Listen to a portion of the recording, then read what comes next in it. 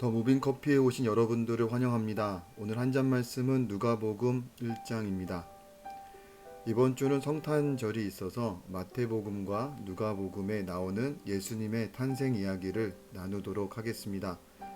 먼저 오늘과 내일은 누가복음 1장과 2장을, 수요일과 목요일에는 마태복음 1장과 2장 말씀 읽기를 하겠습니다. 예수님의 탄생 이야기와 어린 시절은 마태복음과 누가복음에만 나옵니다. 마가복음과 요한복음은 성인이 된 예수님의 이야기로 시작합니다. 그리고 누가복음에 기록된 예수님의 어린 시절은 세례 요한의 탄생과 함께 시작되고 있습니다.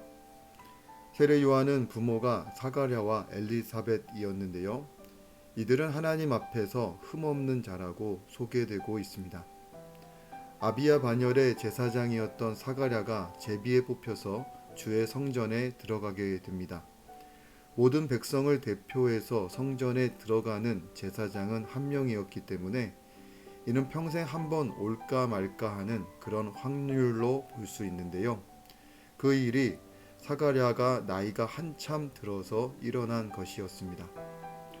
그렇게 분향하는 시간이 되어서 성전에 들어갔는데 사가랴는 향단 우편에 서 있는 주의 사자를 보게 됩니다.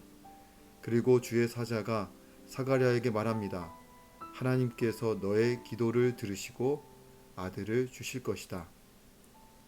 하지만 나이가 많은 사가랴는 자신도 아내도 이제 늙었다고 말합니다. 사실 이스라엘에서는 자녀를 가지는 것이 하나님의 축복으로 여겨졌었습니다.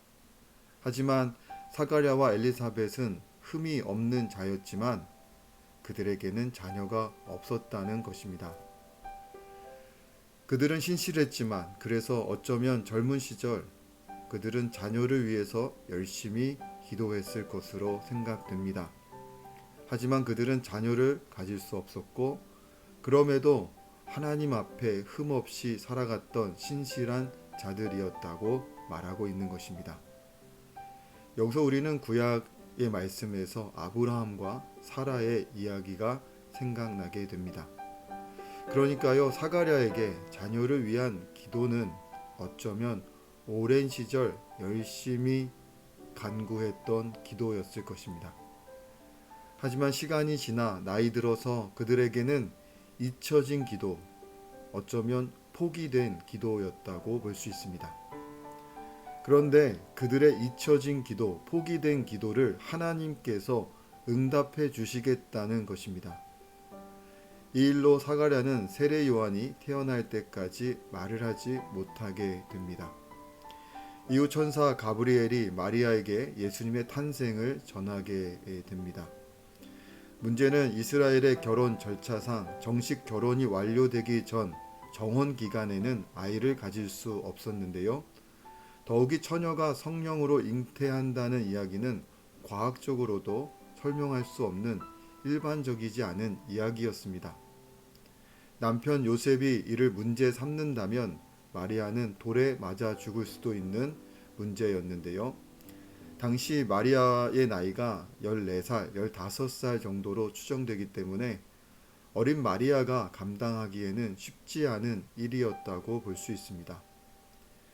이렇듯 마리아와 요셉의 순종을 통해서 아기 예수님이 이 땅에 오시게 됩니다. 이처럼 이 땅에 인간의 모습으로 오신 예수님의 이야기는 마리아와 요셉, 사가랴와 엘리사벳과 같은 하나님의 신실한 자들을 통해서 시작되고 있다는 것을 알 수 있습니다. 오늘도 주님의 신실한 자들을 통해서 바로 우리를 통해서 이 땅에 하나님의 뜻이 펼쳐져 가고 있다는 것을 우리는 알 수 있습니다. 여러분들도 올 한 해 수고 많으셨지요? 혹시 고단한 삶 속에 열심히 기도했는데 하나님의 응답이 더디어지는 것 같아 잊혀진 기도가 있으십니까? 포기된 기도가 있으십니까?